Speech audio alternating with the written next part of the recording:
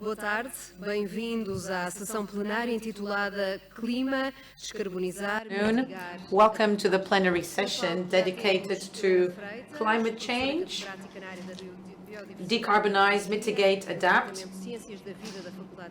So we have a number of guests with us. For example, from Universidade de Coimbra, Helena Freitas, our moderator, together with Susan Kolev, she's a member executive planning group from the UN Decade of Ocean Science, Egypt. Also Pedro Matos Soares from the Instituto Dom Luís, and finally Joana Freitas, she is from the History Research Center from University of Lisbon. Good afternoon. For joining us, joining this panel, and I hope you'll enjoy it. I think we should start immediately because we are late. I apologize for this delay. So we'll start with Dr. Susan. I'm not sure if I can spell correctly, so please, Susan. Okay.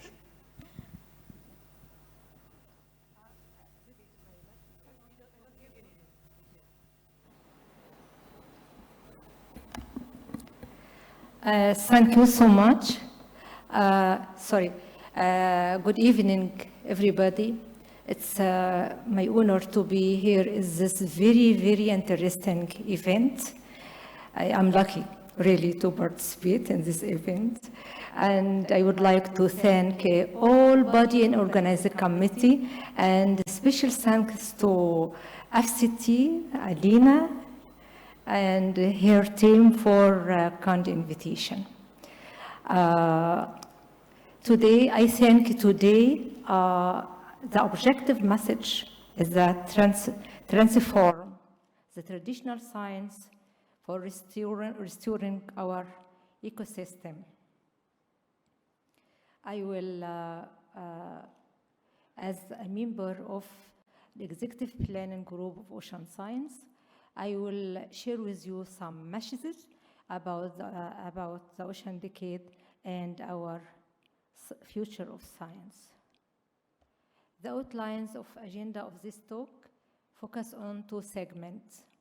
First segment is I will quickly say to you or put on your table what we are by means our ocean now, currently, and why now we call for ocean science after ignoring long period. Second segment will be focused on UN Decade of Ocean Science for Sustainable Development and the role of implementation program of this UN Decade to change our mindset and the science, the role of science in the community. I think most of all know that the ocean is our life. The ocean provides the humanity by our substances and other organisms and provide all what we need. The ocean market estimated that about $3 trillion every year, share by 5% of global GDP. The ocean regulates climate and produce half of oxygen on the earth, on the world, and absorb 5% more than atmospheric carbon dioxide and buffering the global warming. Ocean also support 3 million people for their primary protein, and about 200,000 people working in the ocean, find a job in the ocean, only in the fisheries sectors. But the ocean now suffer many and try and fight for its life.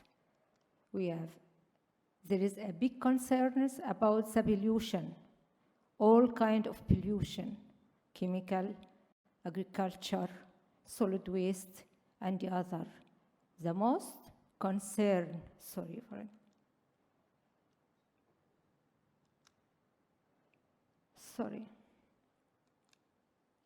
The plastic accumulated in our ocean is alarming rate. Every year, there is 10 million tons dumping on the seafloor. Mediterranean Sea only, this sea receive by every year about 100,000 tons per year plastic. The plastic destroyed all the ecosystem. And the recent report said that if this rate increase, then the current, there will be 1 ton of plastic equal 3 tons of fish by 2025. And if nothing happened about this pollution in 2050, the ocean will be turned to the plastic. Climate change. Climate change, you know, is warming, heat, sea level change. This, by the way, these two cases, and I was there in Venice 2020, December. This covered by water and destroyed our shop and all brands drawn in the water in the Venice because sea level rise. And this Alexandria, 2018. And the climate change increasing, accelerate in the way we couldn't believe. This scenario, this recent published by International Panel of Climate Change, this new report released last month about the scenario. If you see this one, I don't know where's the laser. This one on the right, on the left, is a scenario, five new scenario of climate change. And now it's now discussed by IPCC to find solution. You see that there is a bit, there is a bit scenario, all going accelerated. Scenario 4, 3, 5, accelerated. Then scenario 1 and 1, 2, and 1, 1, and 1, 1, and 1, 2.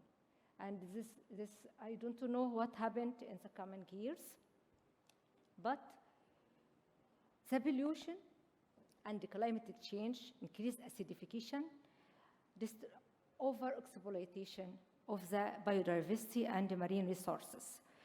Every year, there's about 1 million marine mammals killed by plastic and by pollution.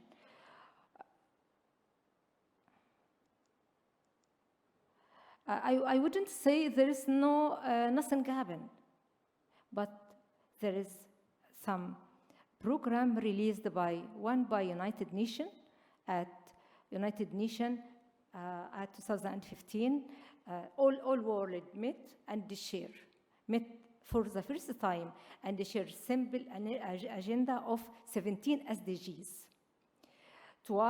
They released to build towards a better sustainable development. And despite all this effort, and if you see in these figures, now diagram, some SDGs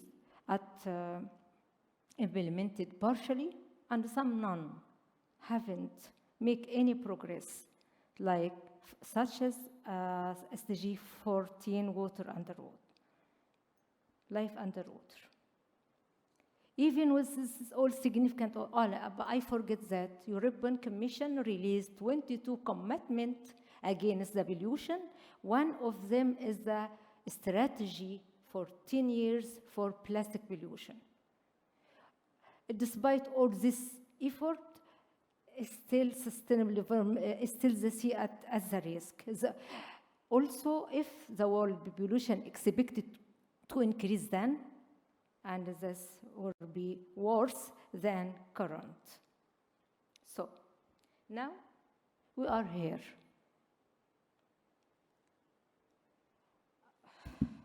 Now we are as a bottleneck. We want to go from future we have to the future we want. And how comes?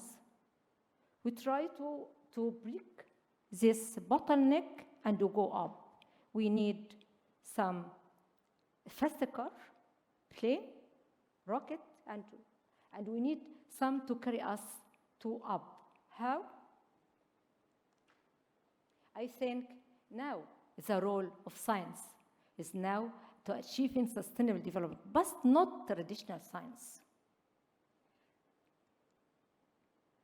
So, United Nations General Assembly proclaimed the UN Decade of Ocean Science for Sustainable Development for 2030 to reverse the decline of the ocean ecosystem and work with the existing resources and existing structure.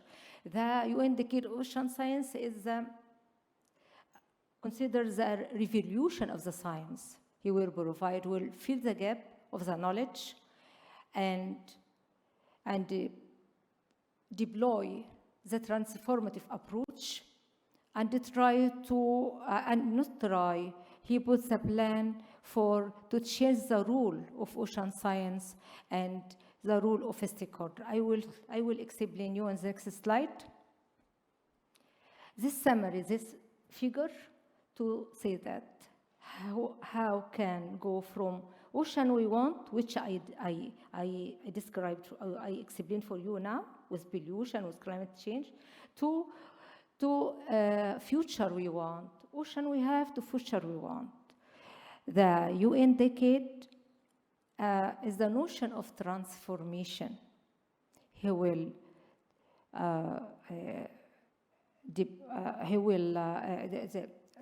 the implementation plan has a good framework to deploy tools and transformative approach to generate knowledge and use this knowledge to support policy and decision makers to produce or to achieve sustainable, healthy, safe, productive, accessible ocean. These names refer to decade societal outcomes. This is summary of implementation plan of decade. The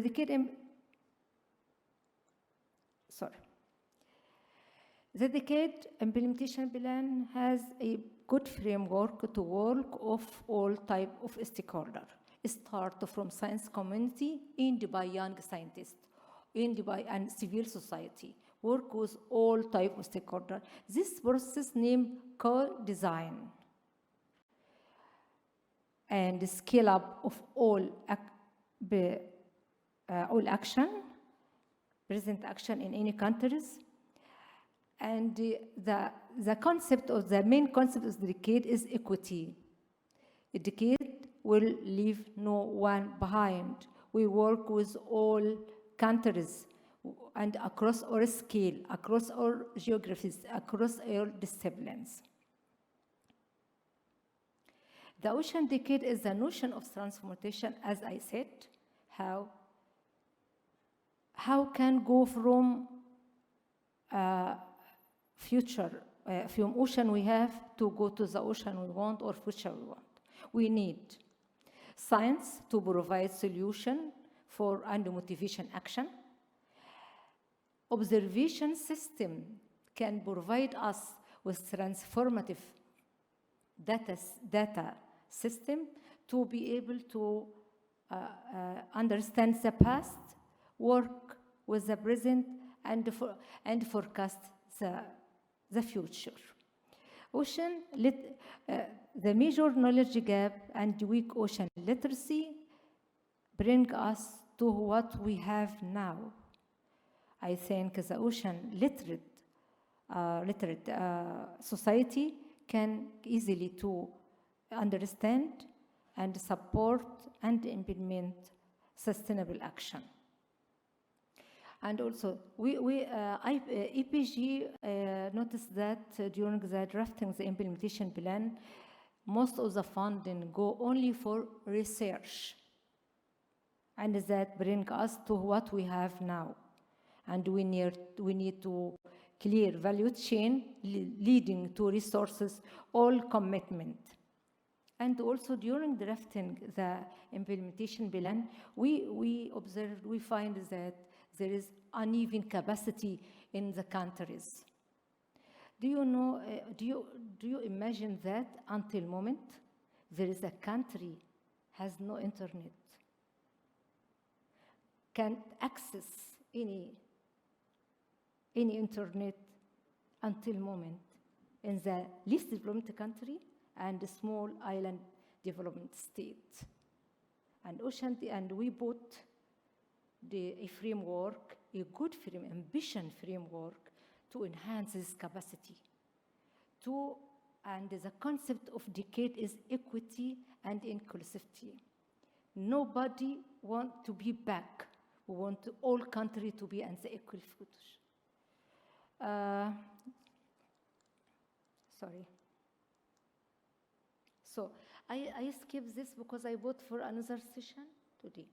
What is a co-design? I think co-design and co-delivery, coordination is a strange terms of some of people. Co-design means you work from stakeholder, all kind of stakeholder, from beginning until the end. And that means not the science not work only with chemistry to find solution for something, or biology to find some solution for something. No. Co-design is all disciplines, all stakeholders, all sectors, industry, education, research, working together to make integration, to find solution. The co-design transformative science in context of decade will use science, will use Agenda 2030, Sustainable Development 2030 as a central framework to identify and address the major challenge of the world, and span across disciplines and cooperate with natural science, social science, and this name, and policy interface, policy and policy interface. This name, they will support disciplinary science and transformative science.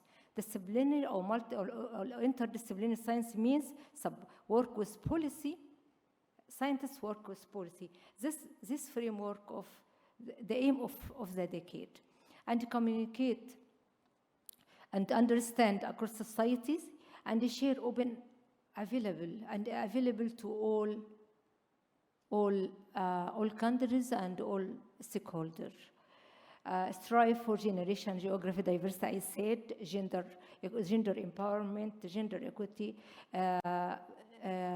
ECOB means early career. This is a special program to enhance young professional in ocean science. Under name ECOB. ECOB is represented all countries. Group represented all countries. We put a special program to empower this group to be the future expert, to carry the responsibility in the future. And if somebody said that, and what is the benefits from now for what is the new, or what is the benefits of decade for humanity?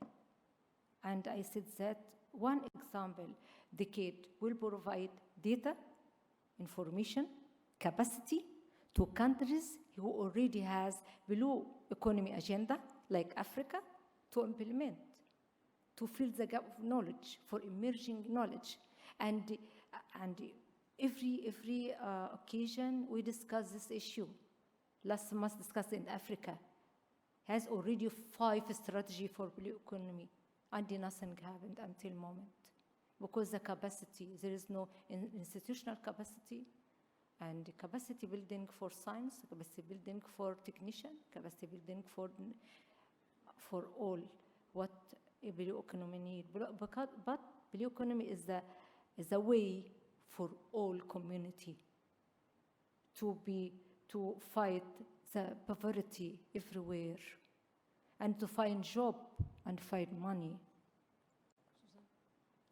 My final thought is I hope you are ready as me to learn and implement with passion the concept and the tools and the need for the ocean science revolution.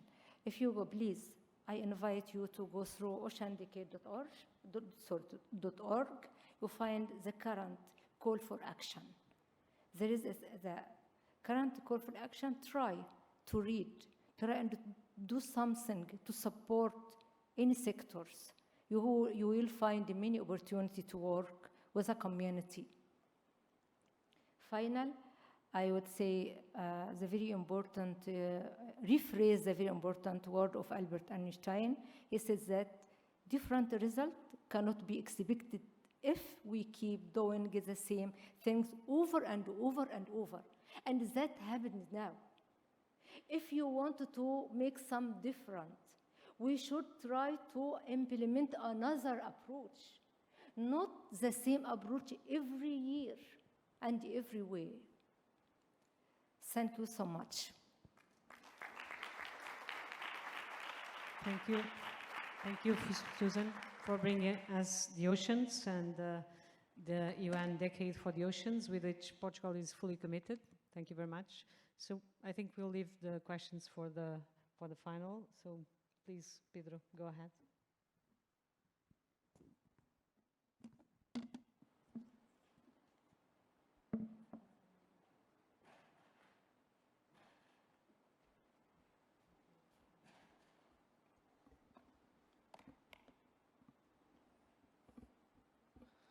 Bom, boa tarde a todos. É com imenso gosto que aqui estou. Queria cumprimentar a excelentíssima Senhora Ministra, a excelentíssima Presidente da FCT, o nosso caríssimo Professor Miguel Miranda, Presidente do IPMA, e todos, obviamente, que estão aqui presentes e remotamente. É, novamente, com muito gosto que aqui estou e vou tentar falar em 12, 15 minutos sobre este longo caminho que aqui temos. E para isso vou mudar para inglês, obviamente. So my task today is to try to bridge this gap between modeling the future climate from climate models, Earth system models, to impacts, mitigation and adaptation. And that challenge is, of course, not an easy task in 12 minutes, but let's do it. So we start from something that we have to, as a ground base of climate science, is that present climate rely on observations, climate models, different remote sensing, so a bunch of different kinds of data sets that we have available to study past climate and present climate. But for future climate, we can only rely on climate models.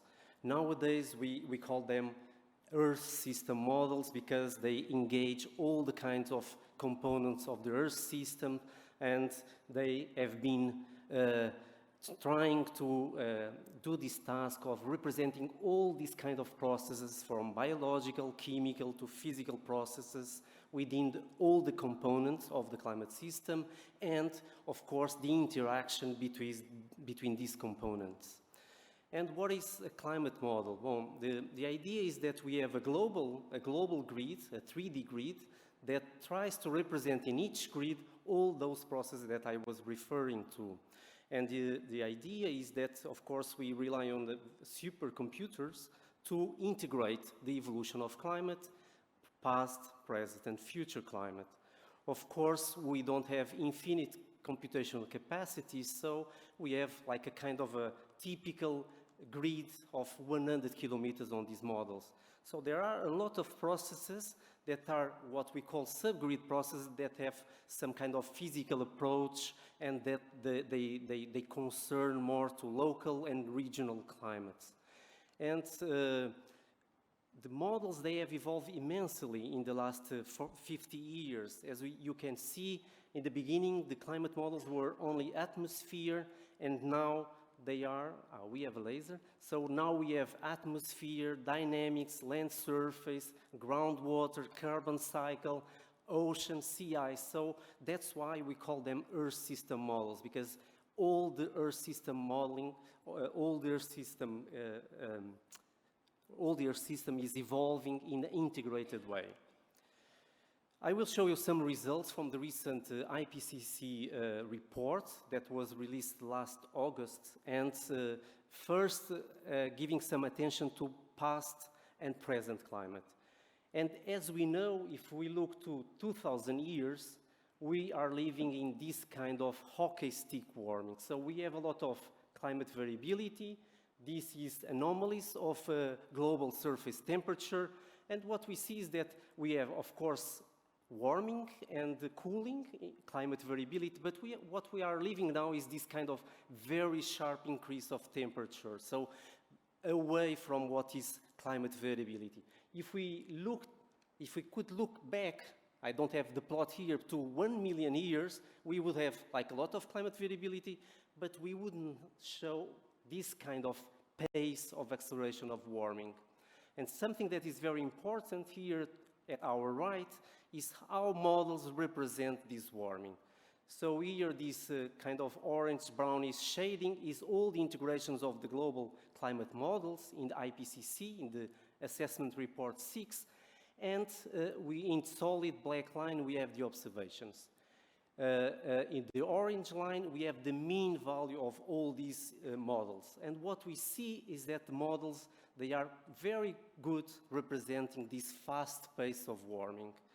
And these models, they include human action. And this is really important because in these models, they are forced by natural forcings like volcanoes, but they also include land use and greenhouse gas emissions. And that's why they keep doing a good job. If we integrate the same models without the human effect, without greenhouse gases, what we have is that we have kind of a steady temperature global surface. So this is really important because we are talking about very sophisticated models, and they only depict the warming that we are enduring on Earth with the right reasons for that. That is human influence and greenhouse gas effect.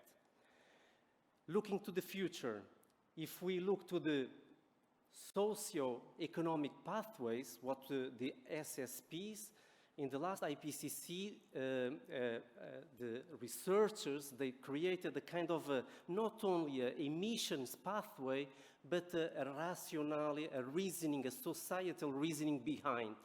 And what we see here is that we have the different SSPs from a world of sustainability to a world of fossil fuels development.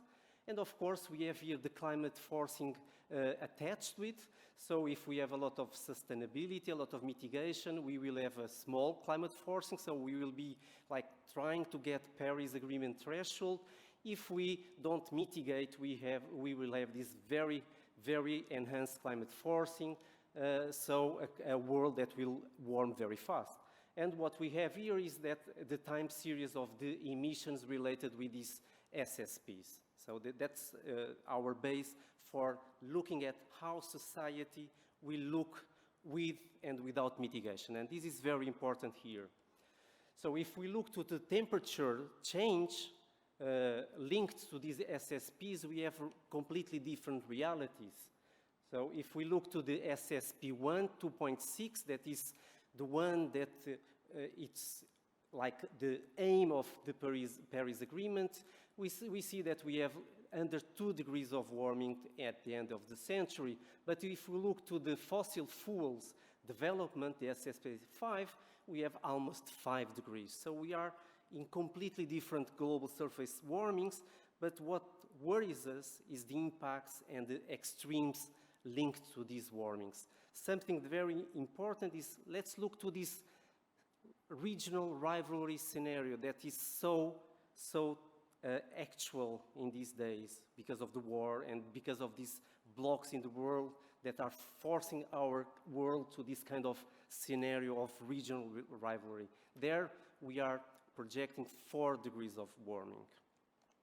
If we look to this reality of the 5 SSPs, we have here the reasons for this warming. We have here the warming to the end of the century from 1.5 to the 4.5 degrees of warming, and we see the causes of it. It's CO2, known CO2 greenhouse gases, and aerosols and land use. if we see this warming is heterogeneous, so it doesn't affect all regions of the world in the same way. So the warming is faster and more intense in the high latitudes and on the land continents, of course. If we look to precipitation, we see that we have large areas of the world with more precipitation and other areas like the Mediterranean with reductions, very intense reductions of precipitation. And this is very, very severe for the water sector, of course, and for adaptation needs for many of our economic sectors in the Mediterranean. As an example of extreme, I don't want to tire with a lot of information, but let's look to this 50-year event of extreme temperature globally. In the historical climate, we had one event here of this 50 years return level of extreme temperature. Nowadays, we already multiplied this by 4. And if we get Paris, we will multiply by 4.8. And if we go to the 4 degrees, the one that is the regional rivalry, we are talking about 40 times. So we are looking at a completely different extreme climate on Earth. But as you can understand, these global numbers, sometimes they don't relate with people. They are not efficient enough to engage people with climate modeling and with climate information. And why? Because we have these coarse resolution models and people don't understand because they live in the place and they need local information. And that's why, because for assessing climate change and adaptation needs, we need more local and high resolution information. So we have these kind of tools, statistical downscaling, and moreover, regional climate modeling that allows us to focus in the region at very high resolution and represent physically the local and the regional process of climate and to understand in our cities, in our regions, how the climate will be in the 21st century, according to the different scenarios.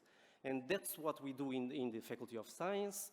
And I will show you some results for Portugal, of course. We have been using resolutions of the order of 10 kilometers, and now we are going to 2-3 kilometers in the new set of simulations.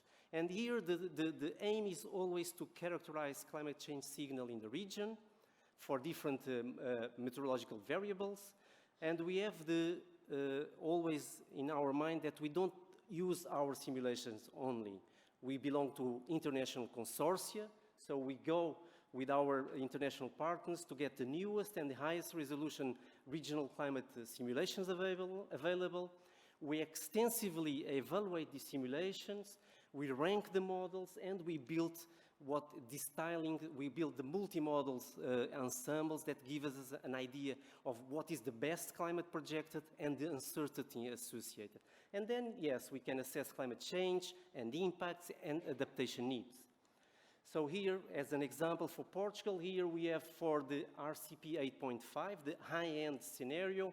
We have here at high resolution the present precipitation, yearly precipitation in Portugal, what we project for future, and the relative differences. And we see that for Portugal, we have a problem because we are projecting important reductions of precipitation, especially in the south of 30%.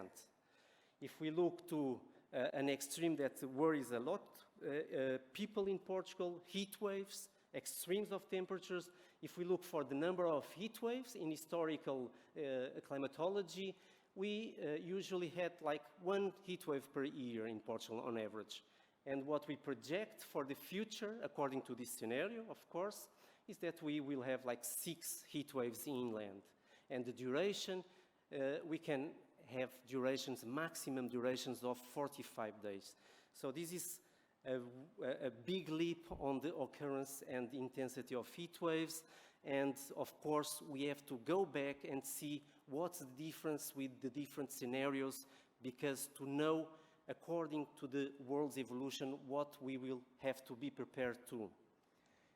So for that reason, we built this project with the APA, with the Portuguese Environmental Agency, and with a lot of partners. And we are building a national roadmap for adaptation, so we are assessing the vulnerabilities of Portugal to climate change, to evaluate the impacts, and then to measure the adaptation needs, costs and benefits in money, and that's very important. And here, to give you an example of the information that we are producing here, is that here we have 30 years throughout the century, so we are looking not only to the end of the century, but throughout the full century, and we have here the different scenarios, okay? So the RCP 2.6 from Paris, the intermediate scenario, and the high-end scenario without mitigation. And here we have the seasons, so winter, spring, summer, and autumn. And here we are seeing the seasonal maximum temperature increases for the future. And we see, for instance, let's look here for summer, that if we can mitigate enough globally, if we can attain the Paris Agreement threshold, Portugal will endure a warming of 1-2 degrees. But if we don't do it, if we don't mitigate enough, we will have, like in the Northeast, increases of temperature almost of 7 degrees. And this is really, really trouble. If we look to annual precipitation, and we have the same logic, the different 30 years period and the different RCPs, because we want to assess what are the adaptation needs according to the scenarios. We see that, for instance, in the Paris Agreement scenario, to keep it simple, we see that we have small reductions and increases of precipitation in Portugal, localized, very small. But if we look to the RCP 8.5, we have the precipitation reductions almost 40%. So this is the message that we want to give is the impacts are very different, and the challenges for adaptation are really, really different according to the mitigation that we can do globally. Okay, if we look, for instance, for some kind of a sector that is very problematic in Portugal, the fires, we look here to how it will evolve the number of days with high fire risk. And we see, again, the periods of 30 years, the scenarios, and we see that gradually we have an increase of the number of days with elevated risk of fire. And in the end of the century, look at this, it's like we will have more 50 days per year of this kind of large fire risk. We are doing as well modeling of hydrological balance to know how it will be the hydric availability in Portugal for the different sectors. And here it's only like an example of the calibration of the SWOT plus model that we are using for the Tagus River. So the idea is that we are extending this for agriculture, forest, fires, water, and droughts. And this is an ongoing project, so I thank you very much for your attention. Thank you, Pedro, for this broad presentation in such a short time. Thank you very much. So we'll proceed with Joana.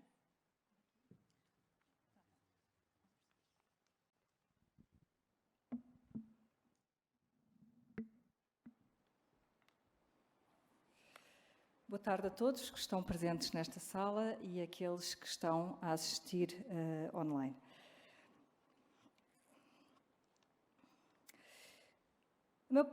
The most discussions on climate change are mainly focused on present and future contexts. We have seen the projections that Pedro just showed us. And these are made to look ahead for the next 50 or 100 years. Science, technology, and innovation are considered to be at the core of the solution that will bring us cheaper and easier and cleaner energy, new methods for services and manufacturing, and novel responses to environmental changes. And it is generally agreed that there are no analogs in human history for the climate change that we are now experiencing. So my question is, what can the humanities add? What does a humanities scholar know about climate change? What is the role of a historian like me in providing commentary on the climate crisis? My presentation is an attempt to reply to these questions. As any historian knows, the archives are full of climate issues. They are full of rain, droughts, storms, hurricanes that influence societies in food production, the dissemination of diseases, mortality, and migrations. But they are also full of coping strategies. Like John McNeill, the environmental historian, said, "We may be living something new because of the global scale of the problem, but locally, this has been experienced before, and there are a myriad of local responses to natural disasters, since dealing with these shocks have been current in the life of most generations until very recently." So the archives are full of disasters, but they are also full of the local coping strategies, how people to survive to these local disasters. For instance, the flood marks that communities living near the rivers had, or the sayings about the sea and the river, how dangerous it was to live near these places, and how we should avoid building near risk areas. There are also other examples, like the case of Sesimbra. If you look to this picture, you will see destruction.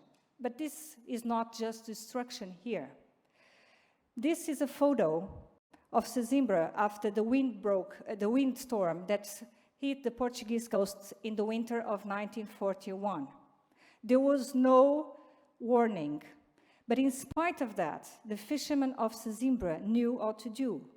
They knew that a big storm was coming, and so they pulled their boats ashore to protect them. This was something that they normally would do. Of course, some of the boats were destroyed, but not everything. And this disaster is still important for the community nowadays because they survived and they recovered with the help of each other. And so this is marked in their cultural heritage until the present. History can help to fill the gaps in science, and a lot of scientists use historical information to cross-dating and correlating natural events and impacts in societies. But history is also important for protect memory, traditional knowledge, and foster the sense of belonging. It is important that communities share their experience and memory, their cultural coping strategies, and positive narratives to survive and to change behavior toward adaptation. Stories also help in science communication. Sometimes it's difficult to understand graphics and numbers, but stories can help us to share the science that we do at universities and to increase citizen participation. Because histories are what we have used since the beginning to transmit and to pass our relevant knowledge. And history, stories, are still more enlightening and sometimes even more persuasive than any number. But the humanities can do more than providing data. Since present global warming is an outcome of civilization, this means that climate is no more set by natural phenomena, but has become, like it was before, but has become a hybrid thing. Until some decades, we did not know the full consequences of our actions, but today we are talking about maneuvering climate mechanisms to change and control the rising temperatures through geoengineering. Since humans have become a major geologic and biological force capable of changing environments, knowing the human is crucial. And by knowing the human, I mean knowing emotions, values, beliefs, rules. These are the drivers of human action. And these are the unpredictable variable that is very difficult to put in computer models because they are not easily translated into numbers. The humanities, however, have the concepts to analyze and to contextualize and explain the human. And for me, there is no better way to explain what I mean by this than by providing the example of coastal sand dunes. Their story is an example of the many ways that we have lived near the coast, and they provide useful information in times of climate change and sea level rise. For instance, one of the things that we first learn when studying the dunes is that our ancestors, until very recently, did not live on a coast and did not build on dunes. This map of the Dutch shows that in the 17th century, people were living inland and far away from the dunes because they knew this was a dangerous place. And if they had to live near the coast, as the Portuguese fishermen did in the summer and only in the summer, they had houses that were adapted to this kind of dynamic environment. These are an example of the palheiros, or the Portuguese coast.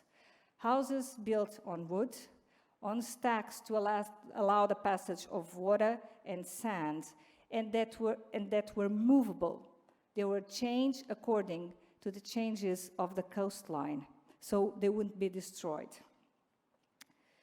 Local populations knew for a very long time, for centuries, that they should not live on the dunes, but they used it as a common resource.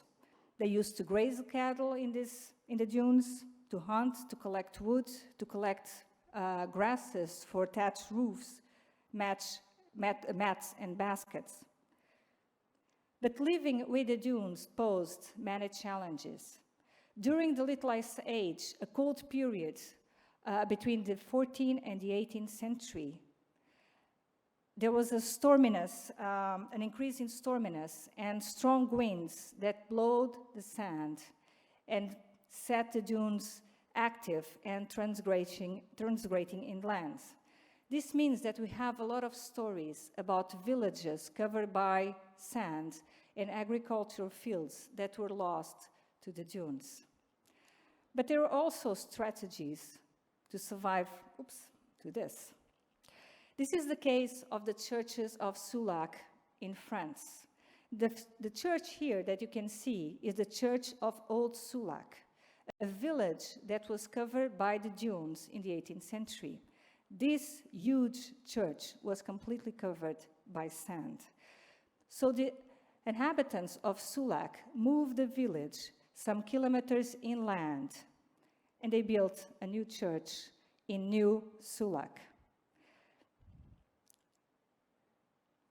The church that we have now, the old one, was unburied in the 19th century and is now a symbol of how the populations can adapt to disasters. Populations living near the coast also knew that keeping the vegetation that grows in the dunes was very important. And if that vegetation disappeared by human actions or climate, they would plant this kind of vegetation, a plant called Ammophila arenaria, to prevent the winds from blowing the sand and the dunes to become active. Everything changed in the 19th and 20th century. As new people arrived to the coast, they thought that the dunes were nothing more than barren land, where nothing would grow, but they were more attracted by the beach and by the seabeds, and so they start building on the dunes and destroying all the natural ecosystems. So nowadays, in the 20th century, we can talk about two different movements toward the coast. First, we have people moving to the shore and destroying natural systems. And the other side, we have sea level rising and invading a beach that is fragile because we have destroyed their natural coastal systems. So now what we have separating us from the ocean and the rising waters is just an arrow, in some cases a very within a narrow line of sand. Maintaining this sand on the beach has become a world task. Building dunes has become a global trend almost everywhere, because the dunes can help, as sand reservoirs can help us to maintain the sea apart. Recovering the dunes is considered a building with nature adaptation solution. And basically what we are doing is trying to fix ecosystems that we destroyed not long ago because we thought they were useless, I'm sorry. And in the case of dunes, we are not recovering them with great technology, but we are using the same practice, a century-old practice, which is planting beach grasses.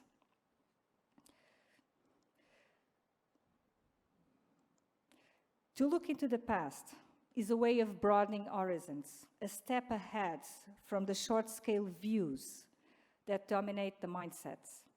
It is important in our attempt to adapt to new circumstances to have in consideration that sometimes what we think is immutable, like beliefs, ideas, values, tools, technologies, even political and ecosystem, political and economic systems are changeable, dynamic, and fluid. And nature exploration and resource management and conservation, like what we are doing with the dunes, are connected to the ideas of each society, but they are not absolute, and they will change again. Ideas and values can change, but their materialities, the consequences of our actions, do not, and they create long-lasting problems for the new generations. The future is not written yet, and will not be determined by climate, certainly not by climate alone, says Mike Hume. Adapting to climate change, to environmental change, using science and technology, yes, but also by integrating local history, traditional knowledges, and recognizing and reinforcing the relevancy of the history of the communities, their sharing and caring coping strategies, help them to endure in difficult times. There isn't one global solution, but a myriad of local responses, recognizing and accepting the subjectivity of the human lived experience of our history is a key to build alternative futures. Thank you very much.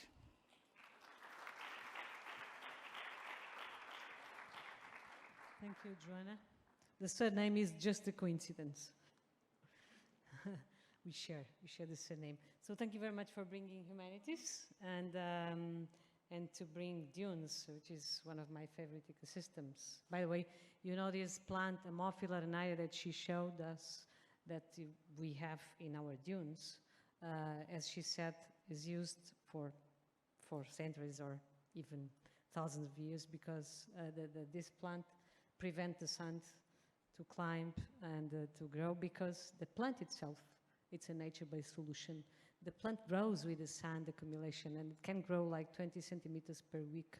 So that's why when we put stands and or instead of the plant, we don't solve the problem, because it doesn't grow the same way as the plant. So it's a nature-based solution. Thank you very much for bringing it.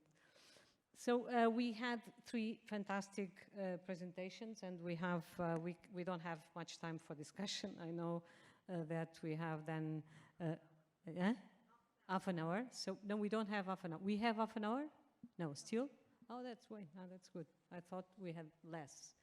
So let's prepare. We can start with Suzanne. She's really looking forward to share with us some of her experience and expertise. And I was wondering, Suzanne, because you brought us the topic of the oceans, and we were after that discussing mitigation and adaptation and the role of even the legacy, which is a fantastic and extremely relevant issue. And but even this morning I was reading in a newspaper that if you collect a petri dish of water in the average ocean, you will get tons of plastic and human remains, and it's just like, and the paper was claiming that, well, why are we fighting climate when we have so many, critical issues, and especially as you were presenting us the situation of the oceans, and you, with the Portuguese, are really extremely committed with this decade for the oceans, and the same way as Egypt. So I would like to ask you what you think of this.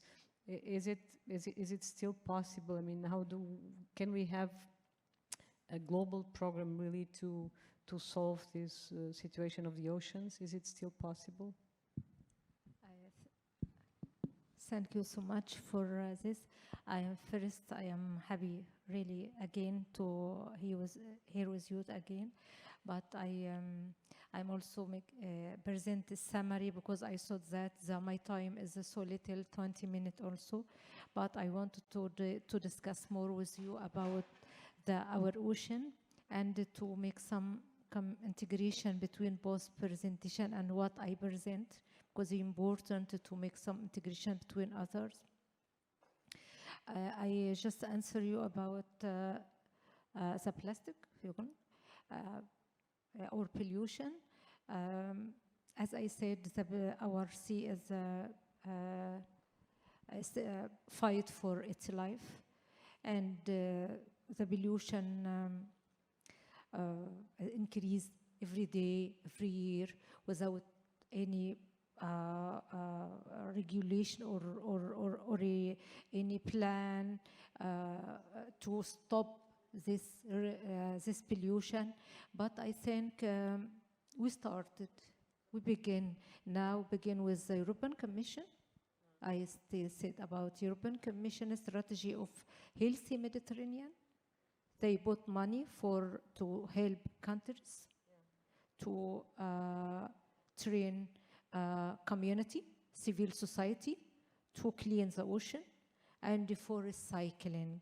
The plastic has a high economic value, and if you train or increase the capacities of the country for recycling, you will do something good for economy and for you and to offer job for most of the community. You're talking about circular economy in a way. Yes, circular economy, yes, yes. I was reading the last editorial of Science was exactly about plastics, and it was a letter from the scientific community saying that in spite of all this fight that we have against plastic, and one of the reasons is because we see it in the oceans, in spite of it, we keep producing new plastics every year, thousands of new plastics every year. So we have to stop this new production of plastics. And it's really impressive because on one hand, it seems that we are coping with the issues and trying to solve it with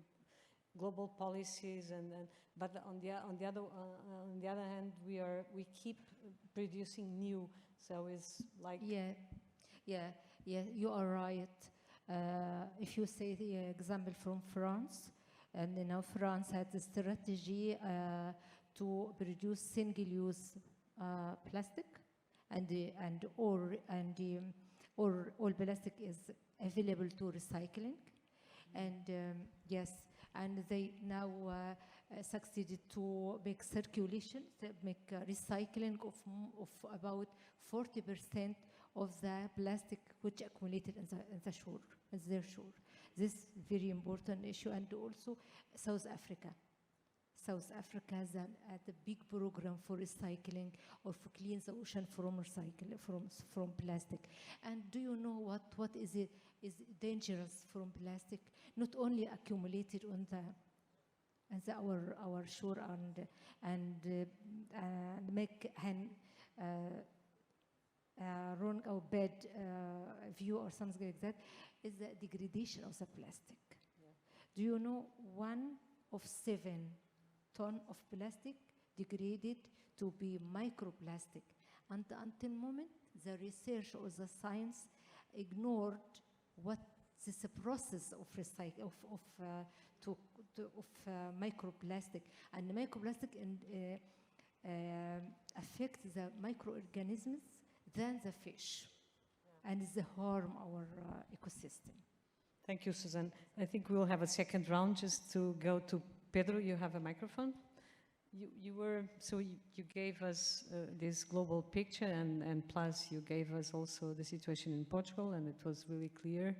I was wondering, because you said that you are now going more deep into new models and new models, and you can, and it's. I was wondering how far I can see that it's quite easy for us living in this part of the world to come up with these new models, and we have the technology. But I was wondering how committed is this your team, our European teams, and all these more powerful institutions giving also this kind of information to the world in general, in order for them to plan, to adapt, or mitigation.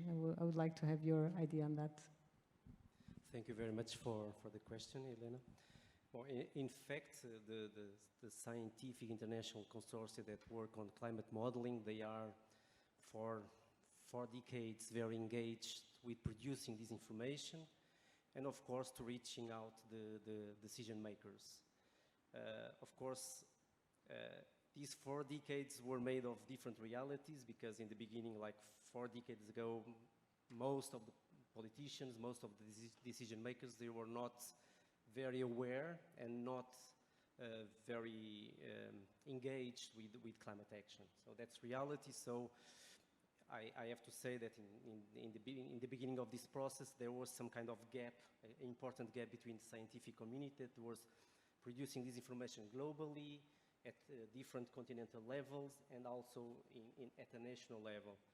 But from 10 years ago, I would say that from 20 years ago, it changed, and it changed very late, in my opinion, because we had Rio. From the 90s, we are discussing climate change in an international level, high level, a governmental level. And this gap was not filled. It was not breached, and of course the science community, they are to blame as well, because we belong to society.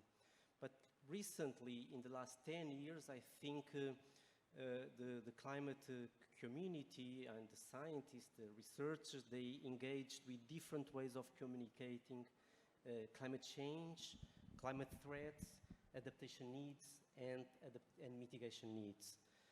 And we can say that from some gatherings, like the COPs, we had some advancements, of course, and we have a lot of national determined goals, we have some commitments, but there is still this gap between what is talked, what is discussed and decided, and then the implementation. Mm-hmm. And this is something that worries, of course, everybody, and especially people that is producing this information for decades, like myself. It was the same way. I showed you before when we were entering the room. We were on one hand, we were with this war in Ukraine, which is very unfortunate for everybody. But we had the feeling, the perception, I think, that finally we would have an opportunity to change, the use of fossil fuels and put more pressure on the change, on the transition. By the way, we have here the Secretary of State for Energy that is doing a lot for this transition. And I know he is one of the ambassadors of this fight. But at the same time, I think that Portugal is really doing a lot in order to push this agenda of transition. But I was reading in the 12th of May a paper on Guardian on the they call it was in the cover of the Guardian, the climate bombs, and I felt suddenly depressed, because I thought, well, we are finally choosing the right path, but then they claimed it was research by the journalists of The Guardian, and they were saying that in spite of all these agreements, a big part of the world are investing amazingly in fossil fuels. So it's like, well, this is coming back. I mean, instead of choosing the right path, it seems that we are going back, and that it was a surprise to me. So I don't know if you have the feeling. What is your idea? Because you are, what is your idea on that? I have many feelings, as you can guess. Well, in fact, we have the Paris Agreement, and we are still on time. Is maybe too much, but we can reach the Paris Agreement threshold still. But of course, we would need a severe change on the way we produce greenhouse gas emissions. That's very clear from the results I showed here. And we have, in the United States, they engaged again with climate action when we compare with the Trump administration. Something that was really that gave hope to this kind of commitment was that the President Biden, he committed himself as taking climate action as a national security problem. But in the end, when we look to these kind of new investigations about investments on fossil fuels, of course I'm very worried, because we are so late in this transition, and it's not only about energy, it's about food, it's about livelihood, it's not about wealth, it's about hundreds of biodiversity. Biodiversity, of course, ecosystems, because we live from them. Sure. So I try to focus myself on the things that we can do now, and if we compare doing something without and doing nothing, it's a massive difference. So I'm not very optimistic about the Paris Agreement implementation, to be honest.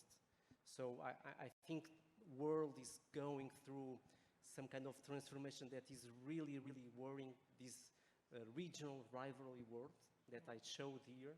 So it's not only about sustainability or fossil fuel development. We are in the different socioeconomic pathway that is really, really severe in what concerns to climate. So this tragedy of the war, of course, it's something that is difficult for first Ukrainians and for the world, of course. Thank you, Pedro. I've been told that. So let's go quickly from mitigation to adaptation.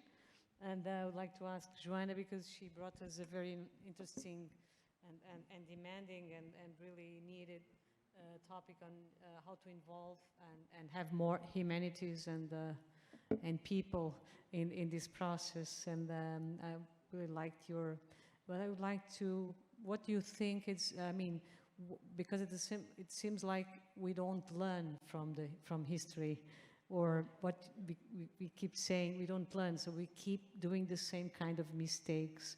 Do you think that this topic of climate, I mean, this climate change crisis somehow can benefit from a better use of our legacy, or how can we match and change the behavior of people using that perception of the importance of legacy? Well, I think one of the issues is historians are never included, or rarely ever included, in climate change discussions. And normally, like I said, we talk about the present and the future, but we don't include the past. And there's a lot of information. We talk about science, technology, and innovation, but like I explained, many of our building with nature solutions are in fact based in past experiences. So there is a lot of information that we can use in the archives, and it is important to recover this and to join this kind of information with science and technology. Also, we need, because we always talk about disaster, And in a way, for society, if we are going to a cataclysm, a catastrophe, why do something? So we also have to give hope to people. Yes. I was recently in Spain in a conference where we're discussing the role of utopias and how can, or if we should build utopias in the Anthropocene. And I think we should, because we need hope to act. Well, certainly agree with you. I know that we don't have time. I've been told that I should stop the discussion, and I apologize because I would go on with you. Not forever, but at least at dinner time.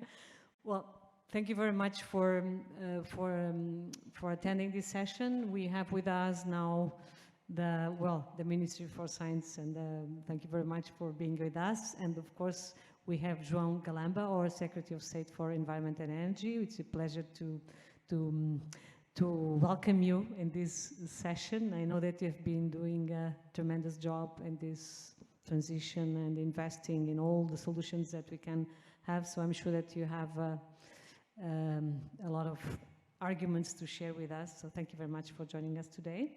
And Miguel Miranda, I think you both share this session now. So I don't know if you come, both of you, and you have the stage.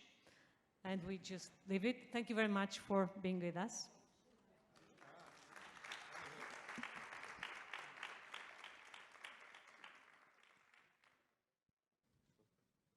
Dou a palavra então ao Presidente do Instituto Português do Mar e da Atmosfera, Miguel Miranda.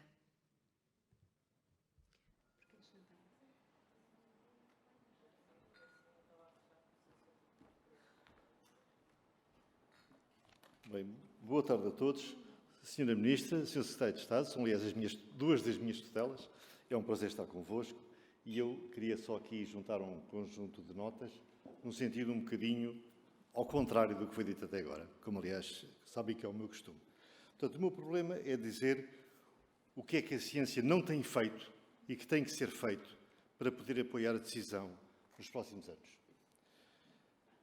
A ciência climática foi posta na linha da frente em 2021, quando o Comitê do Nobel, no dia 5 de outubro, anunciou que o Prémio Nobel da Física era atribuído a Manabe, Hasselmann e Parisi, dois dos quais com um trabalho relevante na área da meteorologia e da oceanografia. O Manabe era uma pessoa já um pouco conhecida dos portugueses, porque ele era colega do Pinto Peixoto e, portanto, até esteve em Portugal quando foi o bicentenário da Academia das Ciências. O Hasselmann era um colega que fez muito trabalho conhecido na área da oceanografia. Este reconhecimento foi um pouco tardio no que nos diz respeito e isso mostrou que a área de interface entre a física e as ciências da Terra tem uma importância muito grande, uma importância que tem sido, de certa forma, menorizada, apesar de, por exemplo, o artigo fundador da teoria do caos, escrito por Lawrence, ter sido publicado no Journal for Atmospheric Sciences, e que é, portanto, um dos artigos fundamentais da física do século XX. Em 2007, na introdução ao livro de Dale Jamieson, chamado Os Desafios Morais e Políticos da Mudança Climática, o autor chama a atenção para a dificuldade da gestão social da mudança climática, salientando dois aspectos. Primeiro, a sociedade não está à partida adaptada para lidar com a variabilidade climática, pelo que o aumento da frequência dos fenómenos extremos é devastador. E segundo, o relógio da adaptação do sistema natural é muito mais lento que o relógio da mudança ambiental, portanto, alguns danos vão ser irremediáveis. E estes dois assuntos têm que estar na nossa cabeça. Nós gerimos até agora a variabilidade com seguros. Não temos outra forma de gerir a variabilidade, não temos sido capazes de enquadrar a variabilidade na nossa maneira de viver e na nossa sociedade, a não ser segurando, ou seja, dando uma compensação financeira às percas que existem. E, em segundo lugar, nós estamos a ter um relógio de mudança climática tão rápida que, na verdade, o sistema natural não tem capacidade de se adaptar tão rapidamente e é por isso que muita perca de biodiversidade e de património genético é, hoje em dia, praticamente irreversível. Isso tem que estar na nossa cabeça, porque isso faz parte de uma espécie de condições de fronteira com as quais temos que viver. E a pergunta que nós temos que fazer a nós, cientistas, é saber se a ciência está a fazer a sua parte no maior desafio do século XXI. E aí eu discordo de um slide que foi aqui apresentado, quando diz que o futuro não vai depender do clima, digo que o futuro vai depender do clima. Mesmo a guerra, que é a guerra com todas as atrocidades que traz atrás, vai ser, Deus queira, transitória. A mudança climática não vai ser transitória e não vai ser parável. O nosso futuro vai depender do clima e nós estamos nas mãos daqueles que vão ser capazes de organizar de forma coerente e cientificamente correta e politicamente possível e socialmente aceitável todas estas transições. Mas eu penso que o próximo orador vai ter que responder a todos estes problemas.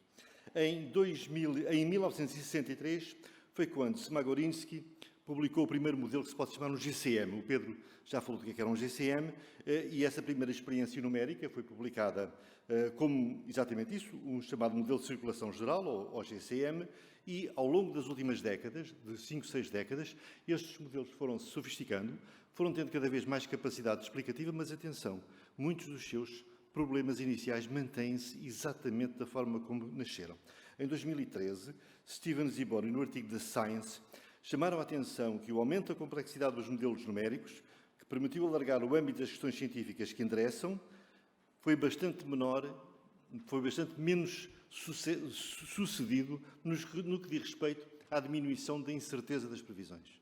Isso tem que ser claro, e 6 anos mais tarde, Tim Palmer, que muitos desta área conhecem muito bem, publicou no PNAS um artigo em 2019 em que dizia que dado o desenrolar lento com que pode tornar-se uma mudança catastrófica no clima da Terra, muitos estão compreensivelmente perturbados pelas falhas das políticas públicas para enfrentar a magnitude do desafio, mas poucos na comunidade científica pensam em questionar a resposta científica às mudanças que se desenrolam.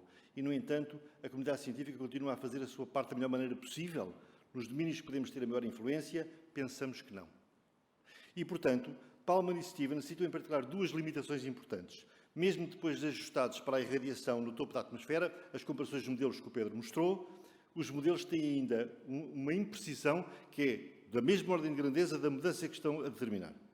E a segunda questão, os modelos têm enviesamentos que são estruturais, têm a ver com a física que são capazes de explicar, e mesmo que se multipliquem os ensembles baseados em mudanças de condições iniciais, nós temos ainda limitações que estão a ter dificuldade de ser resolvidas.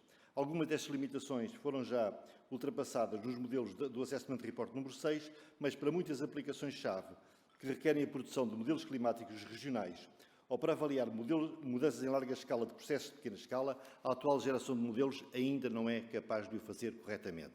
Nós precisamos de uma nova estratégia. A comunidade internacional precisa de uma nova estratégia.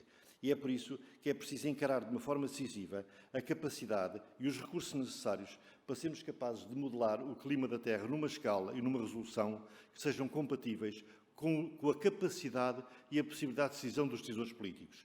É por isso que existem neste momento 2 grandes iniciativas em marcha.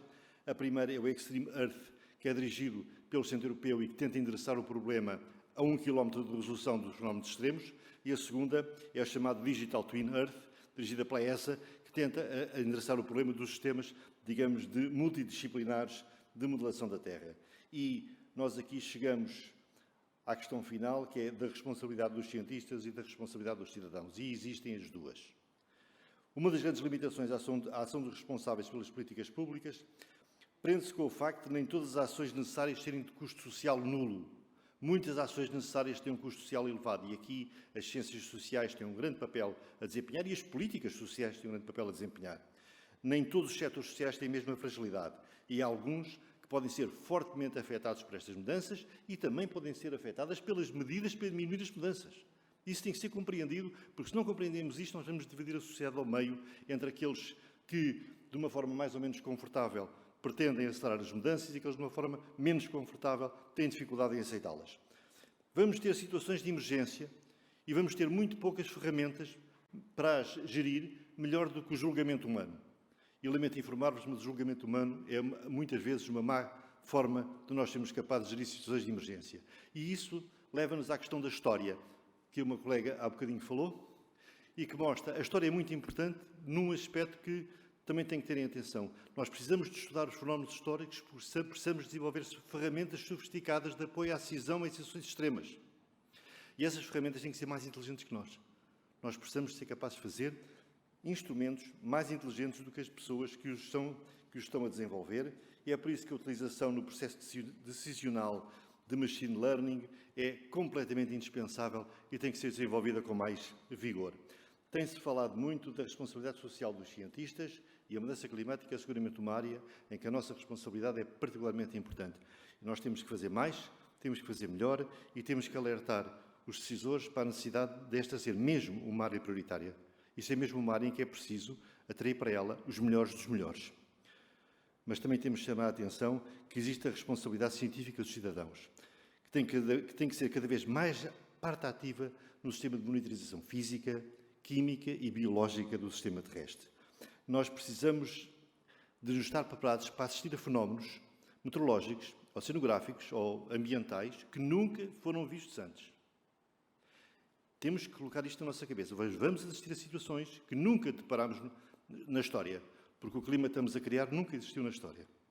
E para sermos capazes de ser capazes de responder a esses fenómenos, nós temos de ser capazes de testar de forma robusta alternativas de decisões políticas para ver quais é que são as suas consequências. E é por isso que é o caminho aberto para aquilo que se chama hoje os gêmeos digitais. Precisamos de mais rigor, precisamos de menos incerteza e precisamos de mais cooperação interdisciplinar.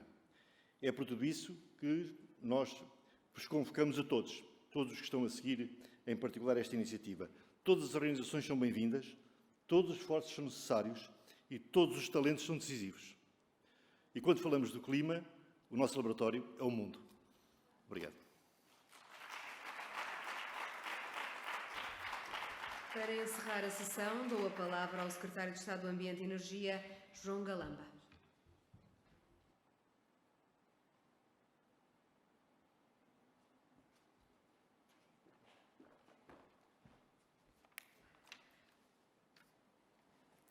Boa tarde a todos. Queria agradecer o convite para aqui estar presente, cumprimentar a Sra. Ministra da Ciência, Tecnologia e Ensino Superior e queria só fazer aqui um comentário antes de começar a falar sobre o que foi dito há pouco, de que precisamos de utopias porque precisamos de otimismo. Nós não precisamos de utopias, porque o pressuposto é um axioma prático, não é um axioma teórico. Eu não preciso que me estabeleçam que há utopias. O axioma, o pressuposto de toda a ação política é o otimismo, pelo menos para mim. Não consigo agir a não ser pressupondo esse otimismo, e esse otimismo está presente em tudo o que faço, mesmo que digam que não há utopias. É um pressuposto da ação política. E agora começo. Queria começar por agradecer o convite e dizer-vos que é um enorme gosto poder participar neste encontro e encerrar esta plenária sobre o tema crucial da nossa geração, o clima. Os últimos anos, em particular os últimos 2 anos, têm sido especialmente desafiantes. O que começou por ser uma crise de saúde pública, rapidamente se transformou numa crise económica e social e revelou fragilidades da nossa sociedade que não podem ser ignoradas. Estes desafios vieram somar-se à já sentida urgência ambiental, às alterações climáticas e à necessidade de uma transição de um modelo económico que se desenvolveu e consolidou nos últimos 150 anos. A resposta é cada vez mais urgente e merece ambição e coordenação à escala global, mas necessariamente execução a nível local. Importa, antes de tudo, lembrar que Portugal, tal como a União Europeia, a associação entre crescimento e emissões é já hoje uma realidade. Em 2019, Portugal reduziu as emissões em 8,7% face ao ano anterior, enquanto o nosso crescimento anual do PIB foi 2,2%. Crescemos acima da média e reduzimos emissões acima da média. Não há maior demonstração da possibilidade do desacoplamento entre crescimento e emissões do que estes resultados de Portugal. Demonstramos, portanto, que é possível dissociar emissões dos gases com efeito de estufa do crescimento económico. Em 2021, Portugal atingiu 60% de energias renováveis na produção de eletricidade. Simultaneamente, conseguimos reduzir as emissões de gases com efeito de estufa em 26% desde 2005. A União Europeia assumiu o compromisso de tornar a Europa no primeiro continente neutro em carbono até 2050. Este é o aspecto central da visão inscrita no Pacto Ecológico Europeu, que estabelece uma nova estratégia de desenvolvimento para a Europa e um roteiro para tornar a Europa sustentável. Pequeno parênteses, está aqui nesta estratégia a superação de grande parte das contradições que sempre existiram entre economia e ambiente. É essa a razão porque eu estou no Ministério do Ambiente, senão não seria possível um economista estar no Ministério do Ambiente. É exatamente porque nós não temos que viver com contradições, tensões ou incompatibilidades que é possível termos economistas no Ministério do Ambiente e é possível termos economistas como Secretário de Estado do Ambiente e da Energia. É exatamente por esta razão. Sem o Green Deal eu não estaria aqui e é por causa do Green Deal que aqui estou e espero estar à altura do Green Deal. Orientados por este objetivo, o de alcançar a neutralidade climática até 2050, a União Europeia e os seus Estados-membros adotaram uma meta mais ambiciosa de redução de pelo menos 55% das emissões de gases com efeito de estufa até 2030, em comparação com os valores de 1990. Durante a presidência portuguesa do Conselho da União Europeia, conseguimos aprovar a primeira Lei Europeia do Clima, apelidada pelo Vice-Presidente da Comissão Europeia, o Sr. Timmermans, como a Lei das Leis, que estabelece um quadro claro para a ação climática e ambições na União Europeia, em conformidade com o Acordo de Paris. Estamos agora a concluir a negociação de um pacote legislativo, o Fit for 55, que permitirá à União Europeia tornar-se uma sociedade resiliente ao clima em 2050, tornando a ação de adaptação mais inteligente, mais sistémica e mais rápida. Portugal está fortemente comprometido com os objetivos traçados a nível europeu. Fomos, aliás, pioneiros a assumir o compromisso da neutralidade carbónica até 2050, quando, em 2016, assumimos tal compromisso perante o mundo na COP25 em Marrakech. Para atingir este objetivo, estabelecemos uma trajetória de redução das emissões com objetivos ambiciosos para 2030, que inscrevemos no nosso Plano Nacional de Energia e Clima, o qual, a quando da sua revisão este ano e no próximo, incluirá uma ambição reforçada em linha com os desenvolvimentos recentes e que dará uma resposta direta e muito positiva aos desafios do Fit for 55. Assegurar uma trajetória de redução de emissões conforme os objetivos de Paris implica operar uma transição energética radical, tornar a economia mais circular e apostar em soluções de base natural que nos permitam aumentar a capacidade de sequestro de carbono, simultaneamente tornando o território mais resiliente aos efeitos das alterações climáticas. Da ambição, passamos à ação. A aposta na energia de fonte renovável permitiu acabar com a produção de eletricidade a partir do carvão antes do final de 2021. Os leilões solares que lançámos, e já vão 3, alcançaram os preços mais baixos do mundo. Com a segurança de que é uma aposta ganha, em 2022 continuaremos com o modelo de leilões de energias renováveis, incluindo um primeiro leilão de hidrogênio verde e outros gases renováveis. Neste sentido, estamos convictos que, até ao final do corrente ano, esperamos chegar, pelo menos, a 2,5 gigawatts de potência instalada na área do solar fotovoltaico. Isto traduz-se em menos emissões e menores custos de energia para os consumidores. Repetindo uma ideia que para nós é essencial, nós queremos mesmo transformar a transição energética numa oportunidade económica e industrial para o país e estamos plenamente conscientes que se essa oportunidade não existir, não há transição energética. Ou seja, é preciso mostrar às pessoas que a transição energética está em linha com as suas aspirações materiais. Uma lógica sacrificial será incompatível com a transição energética, sobretudo num sistema democrático. Não queria deixar aqui outra nota em face do atual contexto internacional de volatilidade dos preços da energia em resultado da invasão da Ucrânia pela Rússia. O investimento que fizemos em renováveis nas últimas 2 décadas e que continuaremos a promover no futuro tem sido essenciais para mitigar a subida de preços e é isso que nos permite acomodar os seus impactos junto dos consumidores. Os nossos objetivos são claros. Na eletricidade, queremos passar da atual cota de renováveis na produção de cerca de 60% até 80% em 2030. Objetivo esse que é suscetível de ser alcançado já em 2025 e 2026. E queremos alcançá-lo tão mais cedo quanto possível. E porquê? Exatamente porque a transição energética, pelo menos no setor elétrico, noutros não é tão claro, mas no setor elétrico, que representa uma evidente vantagem económica e de custos para os consumidores. E, portanto, aí não teremos hesitações. Seremos tão rápidos quanto conseguimos ser. E, portanto, se conseguimos atingir as nossas metas antes de 2025 ou 2026, atingimos-las, porque, de facto, estaremos apenas a trazer benefícios mais rapidamente aos consumidores e às empresas portuguesas. O histórico recente diz-nos que o faremos não apenas com benefícios ambientais e climáticos, mas também, e sobretudo, com claros benefícios económicos para a família, para as famílias e para as economias. Repito, estes benefícios económicos para as famílias e para a economia são determinantes para o sucesso e para a aceitação social de um projeto desta magnitude. E temos a sorte, em Portugal, desse alinhamento ser natural. Noutros países assim não é, mas em Portugal, de facto, por não sermos a Polónia ou por não sermos a Arábia Saudita, o alinhamento entre crescimento económico, bem-estar material, descarbonização e renováveis é evidente. E é por isso que nós podemos ser tão ambiciosos e podemos dizer com confiança que queremos atingir estes resultados tão cedo quanto possível. Em 2020, aprovámos a Estratégia Nacional para o Hidrogênio, na qual identificámos oportunidades para a criação de um novo cluster industrial e tecnológico que permitirá acelerar a descarbonização em setores mais intensivos em energia e onde a eletrificação ou não é tecnicamente possível ou não é economicamente vantajosa ou ambas. Apesar de um ceticismo residual que ainda existe sobre a aposta no hidrogênio, a verdade é que à estratégia nacional seguiu-se uma estratégia europeia e inúmeras estratégias nacionais em todo o mundo. Portugal tem hoje inúmeros projetos anunciados e em execução que superam os 7 mil milhões de euros de investimento e perspectivam-se muitos mais. O caminho para a neutralidade carbónica em Portugal passa também pela eficiência energética, como é evidente, com enfoque, mas não só, na renovação dos edifícios. É evidente que a eficiência energética é determinante em praticamente todos os processos industriais. Um longo caminho tem sido feito nessa área, é preciso, obviamente, continuar e acelerar, mas na área doméstica e nos edifícios, não só de habitação, mas também de serviços, há um longo caminho a percorrer e aí não é tão fácil fazer este rumo. Mas estamos a fazê-lo e queremos, obviamente, acelerá-lo. E é uma das prioridades do nosso plano de recuperação e resiliência. Temos tido grande sucesso nos avisos que temos lançado. A adesão das famílias portuguesas tem sido significativa, mas temos que acelerar este caminho.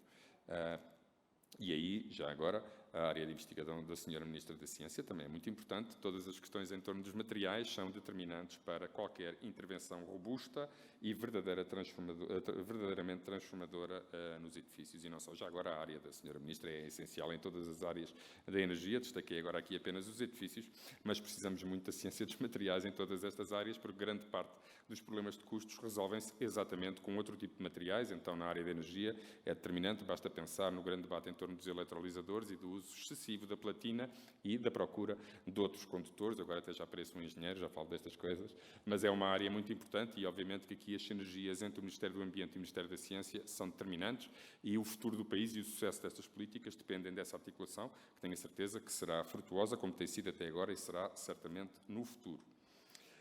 O caminho para a neutralidade carbónica em Portugal passa também pela eficiência energética, já tinha dito, já tinha dito também, agora enganei-me, continuei aqui a ler, mas passo para a frente. As medidas de médio e longo prazo devem convergir para a redução substancial da utilização de combustíveis fósseis e devem apostar no aumento da penetração das energias renováveis e da eficiência energética, visando a descarbonização da economia, rumo à neutralidade carbónica em 2050. A transição para uma economia neutra em carbono tem sido uma alavanca para o investimento sustentável e para a criação de emprego mais qualificado. Mas, apesar de todas estas iniciativas, sabemos que existem impactos das alterações climáticas que não conseguiremos evitar. É preciso outra ciência integrá-la nos processos de planeamento e de tomada de decisão, como foi dito no discurso anterior ao meu. Cientes disto, iniciámos em setembro de 2021 um novo projeto, o Roteiro para a Adaptação às Alterações Climáticas 2100, com o objetivo de avaliar a vulnerabilidade do território português no século XXI. É um extenso exercício que durará até 2023, mas essencial para sistematizar e atualizar o conhecimento sobre vulnerabilidades climáticas em diferentes cenários de aumento de temperatura global e integrar exercícios com expressão territorial. Termino como comecei. Os desafios da transição energética são evidentes, mas estamos conscientes de que, com o caminho percorrido nos últimos anos, estamos em boas condições para o superar com distinção. Terminava agora aqui, dizendo que estou mesmo convencido que os iremos conquistar, superar com distinção, porque, repetindo a ideia que deixei há pouco, há um fator que nos parece mesmo crítico no sucesso de todas estas políticas, que é a capacidade de nós aliarmos ganhos ambientais com melhorias na condição de vida das pessoas. Se isso não fosse evidente, era muito difícil a qualquer decisor político vender a transição energética. Portugal tem a sorte de podermos vender a transição energética para ambientalistas radicais, ambientalistas menos radicais, ambientalistas, não ambientalistas, economistas e, portanto, isso é mesmo uma sorte. Porque se nós só pudéssemos vender a um subgrupo de portugueses a transição energética, podem ter a certeza que ela não seria bem sucedida. A grande vantagem da transição energética e da política climática em Portugal é que ela alinha naturalmente um conjunto de vetores que são a melhor notícia que podiam dar a um governante. Porque se esse alinhamento natural não existisse, a vida de qualquer secretário de Estado da Energia ou Ministro do Ambiente seria muito dificultada e aí avançaríamos com mais hesitações e não com tantas certezas. E, portanto, o facto de termos certezas, não termos hesitações e de queremos ir o mais rapidamente possível e temos a certeza que podemos e devemos ir o mais rapidamente possível, é algo que dá algum sossego no meio de todos estes tumultos a um governante em Portugal. Muito obrigado. Agradeço a todos a presença neste primeiro dia do Encontro Ciência 2022. Amanhã retomamos os trabalhos às 9h30 para um dia dedicado aos solos e às cidades. Boa tarde, até breve.